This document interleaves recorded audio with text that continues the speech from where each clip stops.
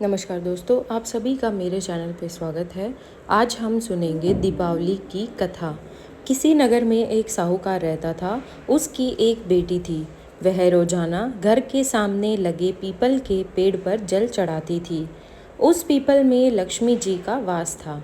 एक दिन उसी पीपल के पेड़ से लक्ष्मी जी प्रकट हो गई और साहूकार की बेटी से बोली, मैं तुझसे बहुत प्रसन्न हूँ, इसलिए तुझे सहेली बनाना चाहती हूँ।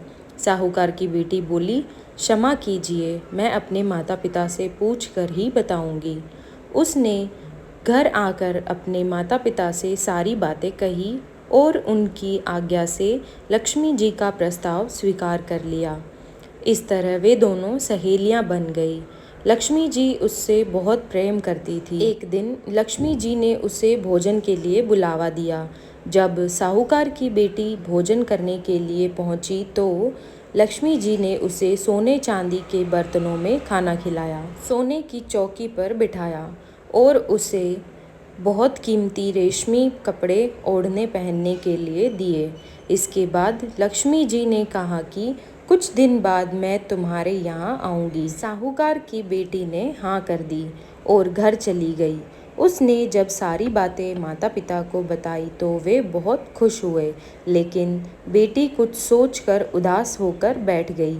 जब साहूकार ने इसका कारण पूछा तो उसकी बेटी बोली, लक्ष्मी जी का वैभव बहुत बड़ा है, मैं उन्हें कैसे संतुष्ट कर सकूंगी। यह सुनकर पिता ने कहा कि घर की ज़मीन को अच्छी तरह लीपना और अपनी पूरी श्रद्धा से रूखा सूखा जैसा भी भोजन बने उसे बहुत प्रेम से लक्ष्मी जी को खिला देना। पिता बात पूरी ही करने वाले थे कि एक चील कहीं से उड़ती हुई आई और बेशकीमती नौलखा हार साहूकार के आंगन में गिराकर चली गई। यह देखकर साहूकार की बेटी बहुत खुश हो गई। उसने पिता की बात मानी और घर को सुंदर तरीके से सजाया, जमीन की सफाई लिपाई की। चील ने जो हार उनके घर में गिराया था उसे बेचकर लक्ष्मी जी के लिए अच्छे भोजन का इंतज़ाम किया। उन्होंने सोने की चौकी और रेशमी दुशाला खरीदा। जब लक्ष्मी जी घर आई तो साहूकार की बेटी ने उन्हें सोने की चौकी पर बैठने को कहा।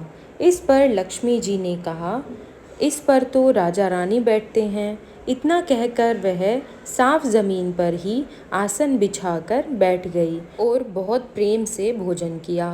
वह साहूकार के परिवार के आदर सत्कार से बहुत खुश हुई और उनका घर सुख संपत्ति से भर गया। हे लक्ष्मी माता, जिस तरह आपने साहूकार के परिवार पर अपनी कृपा बरसाई है, उसी तरह सबके घरों को सुख संपत्ति से भर देना। जय माता लक्ष्मी। हम उम्मीद करते हैं कि आपको हमारी आज की यह कथा पसंद आई होगी। ऐसी ही वीडियोस के लिए हमारे चैनल को ज़रूर सब्सक्राइब कीजिए। धन्यवाद।